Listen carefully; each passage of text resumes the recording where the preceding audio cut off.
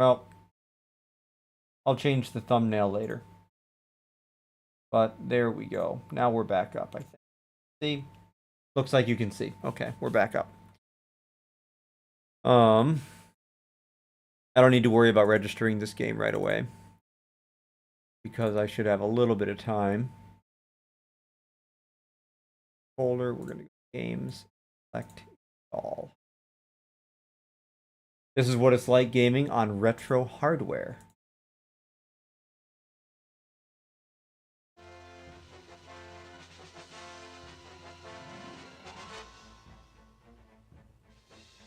So I purchased, back in the day, Escape Velocity and Escape Velocity Nova. I never bought this game, though.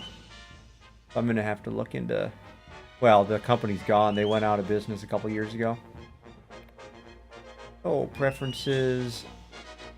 Targeting used to be tab, but I had it on T the other game. There it is. Select target, we're going to change to T. Use quick draw, QuickTime movies, yes. Alright, there we go. New pilot, Rick Hardslab. Let's pick a better name than that. Last time we were Tom Paris. How about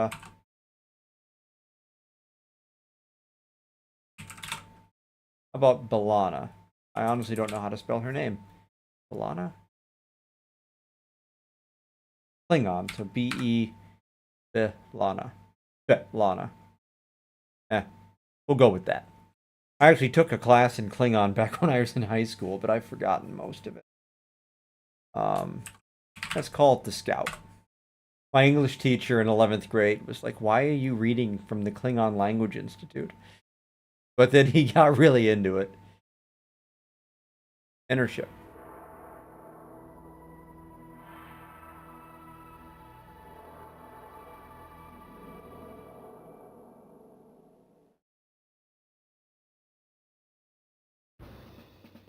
Mankind leapt for the stars as it did for all its other frontiers, with greed for the riches to be had and ignorance to the forces it was dealing with. This time, it will be lucky to survive. After a century of interstellar flight, mankind was totally unprepared for the huge ships which came across the depths of space with one intent: obliteration. The Vionian War was upon us, but the Vionians made the mistake of attacking the humans on their home ground, of understanding human ingenuity and defiance.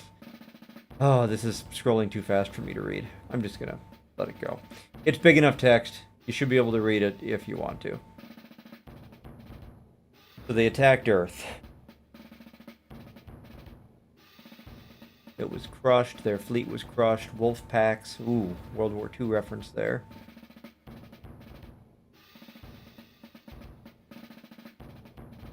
Turned the tide of war. United Earth forces. Those are the new Confederates. The Vionians are maybe the new aliens? Or maybe the rebellion? I'm not sure.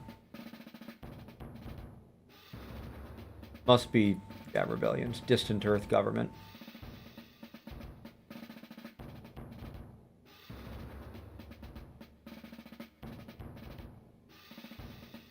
So we went to the Naval Academy and then left to get our own ship. Okay. Welcome to Override. Good idea to start by landing on Earth. Oh, so we are currently in the Sol system this time. Nope, I lost my network connection. Well. So this game, the reason I never played it was that my computer back in the day, which is similar to the one I'm on now, was slower. And this game ran so bad. I mean, it was glitchy.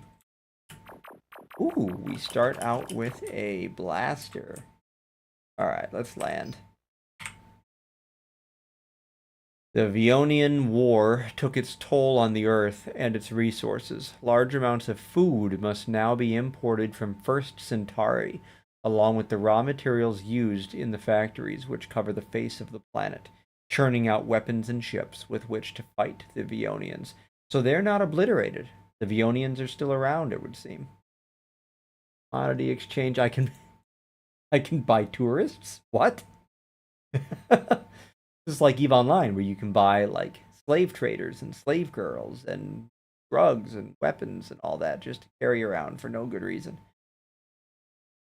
Maybe I'll buy some tourists and just show them combat at some point. Get the ship blown up, they all die.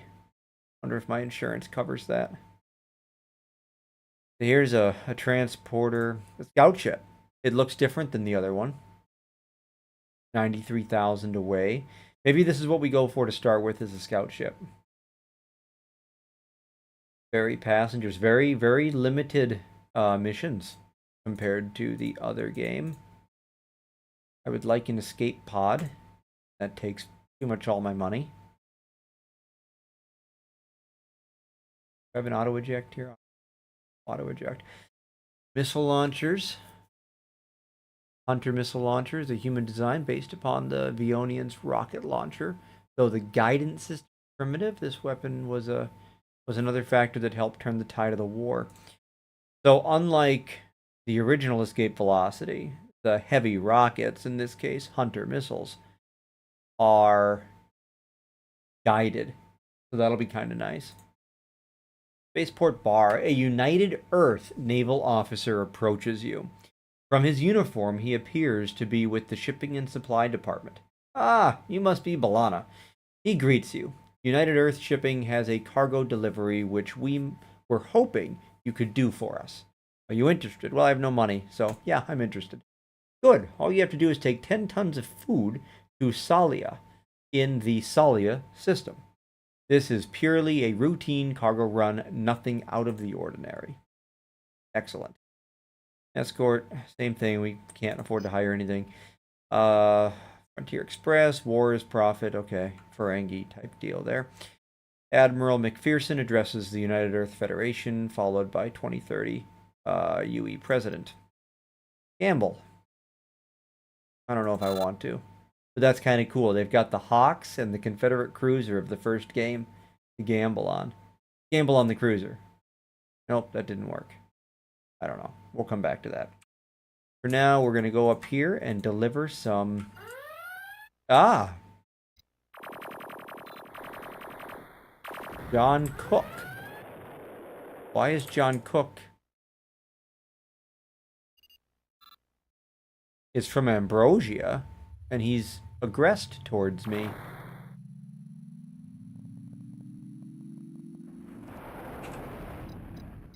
Okay, we're going to jump off into the next one.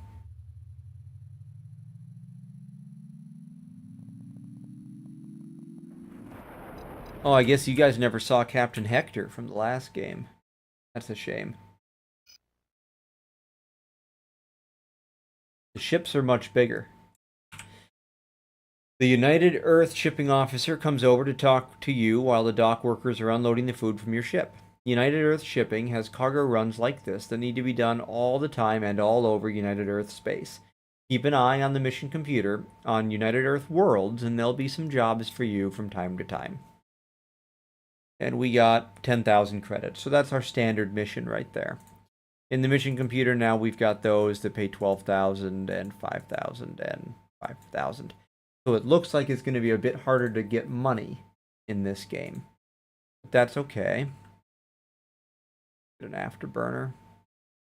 Don't want to spend that money right now. Then in the bar, but we can actually gamble this time. Now let's bet 1,000. I won 1,300. There's 2 lightnings and a kestrel. That's cool. Oh, we got a little bit of extra money there.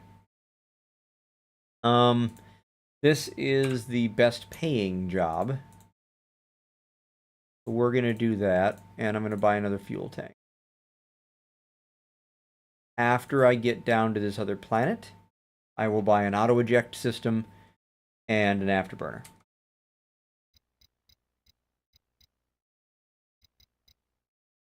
United Earth Fighter.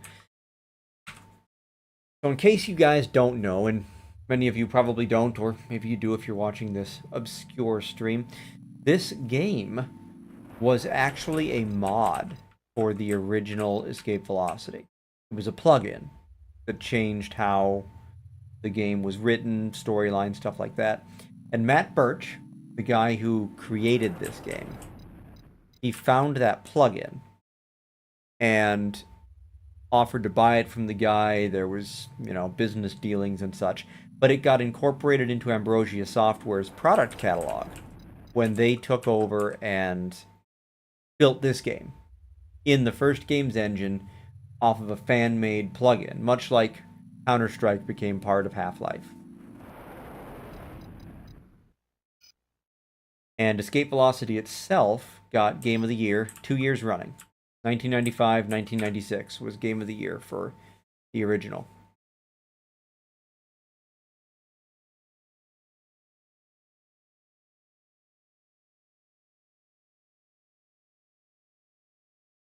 UE Luna, which is where we're going to go. We're going to land on the moon this time. See if we can't get a little bit of... Ooh, a Hellion? Who is this? Waste of time. So maybe Renegade. Are Renegades pirates? I'm not sure. We're going to have to figure that out.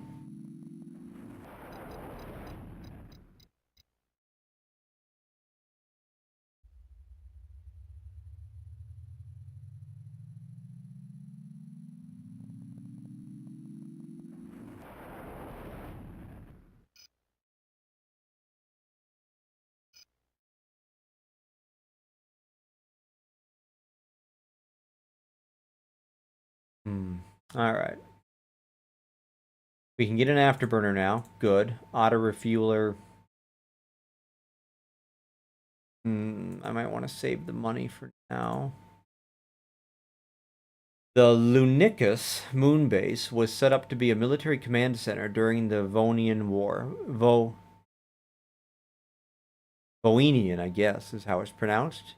Voinian. Voinian War. When it served as a base for the massive Sol fighter defense fleet. Though the technology of the base is now relatively primitive, the factories here can still produce modern equipment, and United Earth Naval High Command is still located here.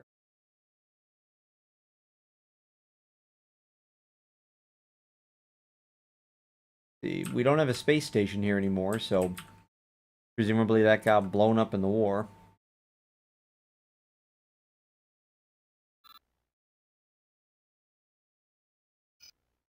Despite many ambitious proposed projects, Mars has never been colonized and remains a barren, all but lifeless red rock. So, this is not taking place in the same canonical universe as the first Escape Velocity.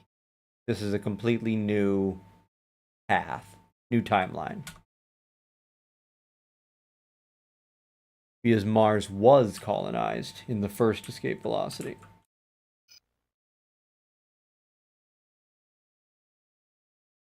1,000 credit, 12,000. Yeah. Don't know how to get out there. Oh, we got two going to the same, but I can't take both. 18 tons and 11 tons, that puts me over what I can carry. I'm going to go up here. Less money, but...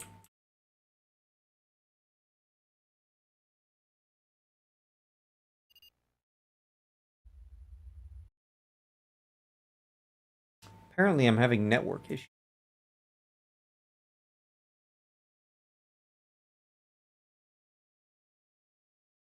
No, I'll get a...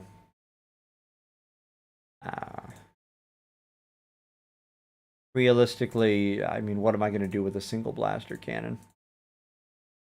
Map. I would really like one of these, but I cannot afford it.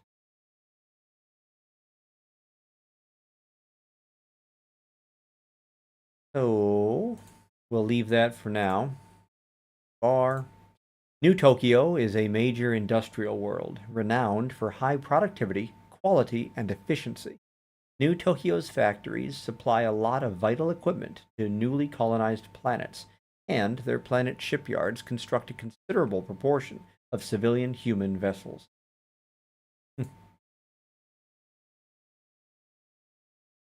Oh, ferrying passengers for 50,000. Huh.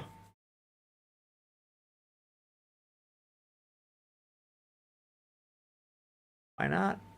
Pays good. If we got something else along the way to go to. We do.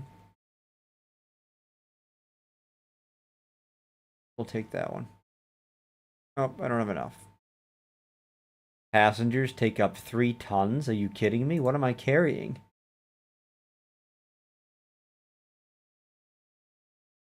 All right.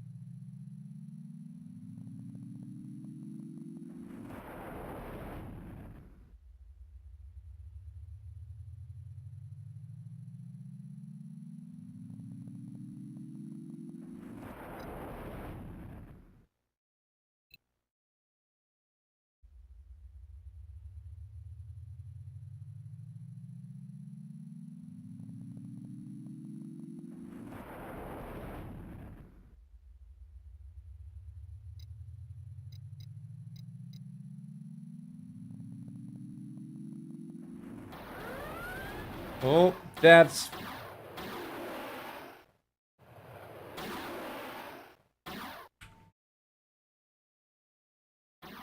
I'm out of fuel. That's not good. I can't outrun them. I can't jump away. And there's our first death of the game. Huh. Your escape pod drifts through space for several days until a passing freighter picks up your distress signal and decides... Endiagens to rescue you? So that's a typo. In due course, you make your way back to Earth, where you are able to purchase a new shuttlecraft. Well, we're starting off with 9,000 more credits than we had originally, so we're still up. But, yeah, that sucked. Alright.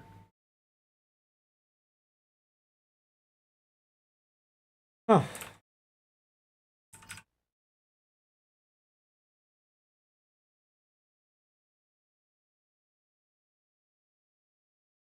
Eight pod. 2 fuel tanks. Auto refuel.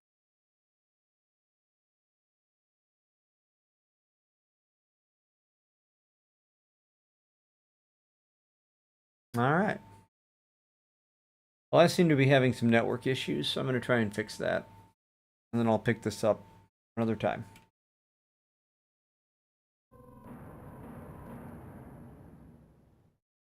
Didn't take us long to die.